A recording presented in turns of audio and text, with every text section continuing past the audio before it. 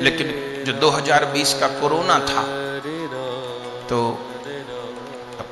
रात दिन कथा सेवा के कारण घूमते तो हैं, तो ऐसे लोग जो बिल्कुल वेंटिलेटर पे पहुंच गए थे, पूरे भीतर वो डॉट आ जाते हैं ना उस समय, और लंग श्रिंक हो गए, फेफड़ा सुकड़ गए और कम आशा रह गई थी, उनके लिए जब विधिवत महामृत्युंजय हुआ, उसमें एक और अंश जुड़ता है तो उससे मृत संजीवनी बन जाता है वो मंत्र, वो वैदिक विषय है। तो वो संपुट सहित और हो जाए ब्राह्मणों के द्वारा, वो पूरे नियम से रहें। अब माफ करिएगा, मुंह में गुटखा खा के महामृत्युंजय जप नहीं होगा भैया। न उठने का शऊर, न बैठने का शऊर, न लघुशंका जाने का शऊर।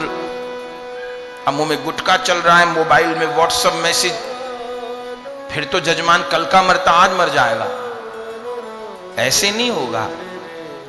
पर अगर ईमानदारी से विधि का पालन हो गया तो महामृत्युंजय अमोघ प्रयोग है, अमोघ है।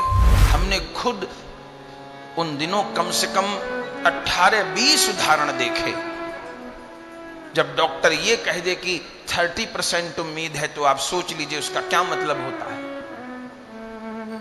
और हमने देखा कितने अनुष्ठान गौर कृपा धाम में अपने आश्रम में हुए, चूंकि घरों में तो हो नहीं सकते थे, लौटे देखा।